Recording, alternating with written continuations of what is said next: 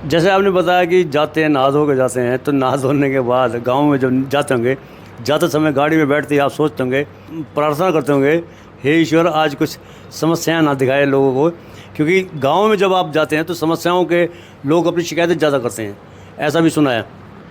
नहीं, मैं तो गाड़ी में जब बैठते हैं ये चीज़ें ध्यान में नहीं आती कि भाई लोग समस्या करेंगे कि नहीं। आप जाएंगे तो आप लोग से सीवर नहीं है, पानी नहीं है, लाइट नहीं है। ये समस्या रोज आदमी, मैं बार बार इसको कहता हूँ कि ये एक दिन का विषय नहीं है। एक भी आज समस्या आज ख़त्म होगी तो अब ज़िंदगी में आएगी नहीं। समस्याएं तो रोज़, ज़िंदगी ही संघर्ष का नाम है। रोज़ समस्याएं आएंगी, रोज़ निपटेंगी, फिर नहीं आएंगी, फिर नहीं निपटेंगी। तो ये तो जनता के बीच में निरंतर बने रहना, उन समस्याओं पर काम करना और जनता की सेवा करना, ये अपने दिल में घुस चुका है। इनेलो और बसपा का गठबंधन हो गया है, ऐसा कहा जा रहा है कि बीजेपी से टिकट ना मिले तो बसपा को ट्राई कर लो या इनेलो को ट्राई कर लो। कौन कौन से ऐसे नेता हो सकते हैं जो बीजेपी का टिकट ना मिले, क्योंकि 1 दर्जन के करीब तो टिकट टारती हैं बीजेपी में। हाँ, भाजपा में काफ़ी टिकटार्थी हैं। अब किसके मन में क्या है ये तो वो ही बताएंगे ना कि भाई कौन पार्टी से लड़ना चाहता है, कौन ना मिलेगी तो कहीं से भी लड़ना चाहता है, ये तो कैंडिडेट ही बता पाएंगे। वीरपाल दीक्षित जी के मन में क्या है? मैं भाजपा का अनुशासित कार्यकर्ता हूँ और भाजपा पार्टी को अपना सब कुछ मानता हूँ और मुझे उम्मीद है कि पार्टी इस बार मुझे मौका देगी, कमल का फूल मेरे हाथ में दे करके जनता के बीच में भेजेगी और जनता उम्मीद लगाए बैठी है, परमात्मा से प्रार्थना कर रही है कि हे परमात्मा इस बार वीरपाल दीक्षित को आप भाजपा का टिकट मिले और उसको जिता करके प्यार दे के आशीर्वाद दे के जनता में भेजें और फिर जीत करके जनता की सेवा करें। ऐसा जनता के मन में भी है और अपने मन में भी है। अगर मान लो 2014 से आप टाइम है, 2014, 2019, 2024 भी आ गया, इस बार हो सकता है कि टिकट अगर ना मिले तो? देखिए, आपने सही कहा, 14 भी चला गया, 19 भी चला गया, अब 24 आया है। अब सोच के बैठ जाए आदमी। अब ये तो जब समय आता है असलियत जब ही पता चलता है और भाग्य से ज़्यादा किसी को कुछ नहीं मिलता। कर्म करने का इंसान का फर्ज है, हम कर्म कर रहे हैं, रिजल्ट जो परमात्मा देगा वो मंजूर है। पलवल विधानसभा क्षेत्र में आप सक्रिय हैं, लगातार 3 योजनाओं से ज़्यादा हैं सक्रिय हैं, मतलब विधायक बनने के लिए। कौन कौन सी ऐसी समस्याएं हैं जिनके बारे में आप सोचते हैं कि यार ये समस्या को निदान होना चाहिए या फिर ये कार्यक्रम होने चाहिए, जैसे प्रोजेक्ट आना चाहिए?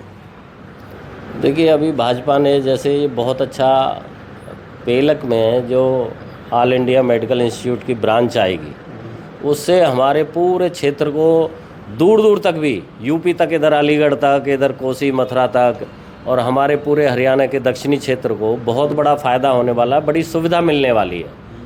तो भाजपा ने बहुत अच्छे अब कौशल विकास यूनिवर्सिटी दूधौला में खोली है, हमारे देश की पहली कौशल विकास यूनिवर्सिटी है। तो काम तो बहुत हुए हैं और उसके बावजूद भी जब जब जैसी ज़रूरत रहेगी अच्छे से अच्छे काम होंगे, ऐसा हमें विश्वास है। नूह में कर्फ्यू जैसे हालात के बीच में आज ब्रिजमंडल यात्रा निकाली जा रही है। हालात इस तरीके से पनप रहे हैं कि उकसाया जाता है, कुछ आपके समाज की तरफ से, कुछ दूसरे समाजों की तरफ से। तो ऐसी स्थिति की नौबत क्यों पैदा होती है? देखिए, ये लोगों की सोच है और कुछ नेता उकसाते हैं। बीच में आपने कुछ वीडियो वायरल हुई थी, दलाल साहब ने भी उसमें कई चीज़ें ऐसी कही थी समाज के लिए। मैं तो ये मानता हूँ कि चाहे कोई किसी समाज का है, किसी समुदाय का है, उसको अपनी आस्था के हिसाब से, भाई हिंदू लोग अपनी हिंदू जो रीति रिवाज हैं, भोले जी की पूजा करनी है, कावड़ लानी है, माता जी की पूजा कुछ भी करनी है वो अपने प्यार से करें। मुस्लिम भाइयों को अपनी पूजा करनी है वो अपनी पूजा करें, या जो भी उनका धर्म बोलता है, जो भी वो करते हैं, नमाज पढ़ते हैं, उनको तो नहीं रोका जाता।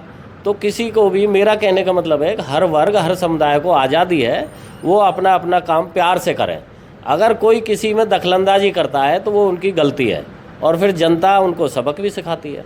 यूपी सरकार ने फैसला लिया है, वो चर्चाओं में भी है, आलोचनाओं का शिकार भी हो रही है यूपी सरकार कई जगह। केंद्रीय मंत्री ने भी कहा कि ये आदेश वापस लिया जाना चाहिए। वो आदेश है कि फलों की दुकानों पर या दूसरे खाने पीने की चीज़ों पर दुकानदार अपना नाम लिखेगा। हाँ, वो एक विषय आया था, वो अच्छी बात है। देखिए, कोई नाम छिपा करके मान लो मैं हिंदू हूँ और मुस्लिम नाम से अपना कुछ खोलता हूँ इस उद्देश्य से कि भी इसका मुझे फ़ायदा होगा, तो छुपाने की क्या असलियत करके करो ना। मुस्लिम भाई है मुस्लिम नाम लिखो, हिंदू भाई है हिंदू नाम लिखो।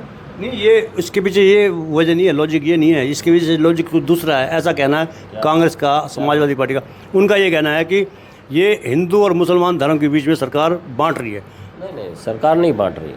आप इधर जाइए हापुड़ की तरफ, मेरठ की तरफ, वहाँ बहुत सारे जो जैसे ढाबे हैं, खाने पीने की वो हैं, दुकानें हैं, बड़े बड़े ढाबे और इस तरह के रेस्टोरेंट हैं। तो किसी ने लिखा हुआ है सेवा ढाबा, किसी ने लिखा हुआ है बजरंगबली ढाबा, किसी ने लिखा हुआ है पंजाबी तड़का, और वो उनके मालिक मुस्लिम लोग हैं। तो वो छुपाते क्यों हैं? वो अपना लिखो ना, इस्लामिक ढाबा, जो भी वो नाम दे सकते हैं उनका उनको ज़्यादा पता है। छुपाने की क्या जरूरत है? खुल के काम करो। उनमें क्या गलत काम होते हैं क्या? छुपाने की बात नहीं है, वो पहचान ना तो छुपा रहे हैं ना बता रहे हैं। नहीं, छुपा तो रही है, अपना नाम कोई बताता नहीं है कि मैं मुस्लिम हूँ। नहीं, अगर आप पैगंबर कार्यालय लिख दो अपना बाहर, कोई दिक्कत थोड़ी किसी को। अगर आप सब्जी की दुकान है आपकी और आप लिख दो पैगंबर सब्जी, देखो वो लालच कुछ ना कुछ होता है पीछे। हाँ, तो इसके पीछे मंशा ये होती है कि जब समाज ज़्यादा लोग उनके आ रहे हैं तो उनके धर्म की अगर कोई बात रख के जो आइटम है या सामान है उसको बेचा जाए, कोई नुकसान नहीं है। नहीं, वो तो जब भी खरीदेंगे लोग, इतनी जनता है, जिसको जो चीज़ होगी वो खरीदेंगे। छुपाने से मैं तो इसको गलत समझता हूँ। छुपाना नहीं चाहिए, आदमी को खुल के रहना चाहिए। कोई गलत काम कर रहे हैं तो फिर छुपाएगा आदमी। लेकिन केंद्रीय मंत्री आपके ही एनडीए के, वो तो ये कह रहे हैं कि इनको आदेश को वापस लेना चाहिए। मुझे उस बारे में जानकारी नहीं है जो आपने क्वेश्चन किया, मैंने तो आपकी बात का जवाब दिया है। जो बात आप कह रहे हो पहचान छुपा कर, तो पलवल के जितने भी तकरीबन जूस कॉर्नर हैं वो पहचान छुपा कर ही कर रहे हैं। हाँ, तो नहीं करना चाहिए ना। आपने कभी विरोध किया क्या उनका? नहीं, मैंने तो नहीं किया, लेकिन छुपाने से क्या होगा? छुपानी नहीं चाहिए पहचान। हाँ, तो ये क्या सरकार से ये कहेंगे, प्रशासन से कहेंगे कि पहचान उनकी भी होनी चाहिए? पहचान सबकी होनी चाहिए। मैं अपना नाम कुछ बदल करके कुछ कर रहा हूँ तो समझो मैं कुछ गलत कर रहा हूँ। खुले में अपने नाम से करो ना, क्यों डर क्या लगता है? अच्छा, अब राजनीति की बात आते हैं। पलवल में आपकी पार्टी के ही आधा से लेके 1 दर्जन कैंडिडेट हैं।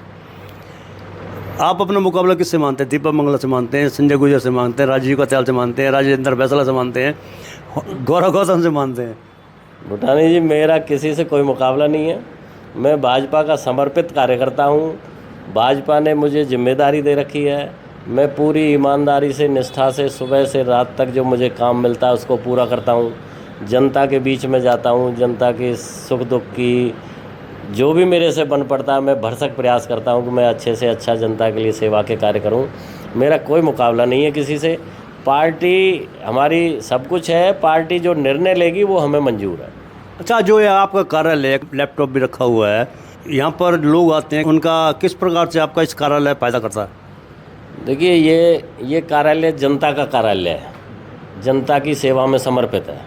किसी भी क्षेत्र के व्यक्ति को कोई भी कहीं जैसे सरकार में पोर्टल हैं, कहीं कोई समस्या आती है, हम उसका भी निदान कराते हैं, उसकी समस्या पूछ करके।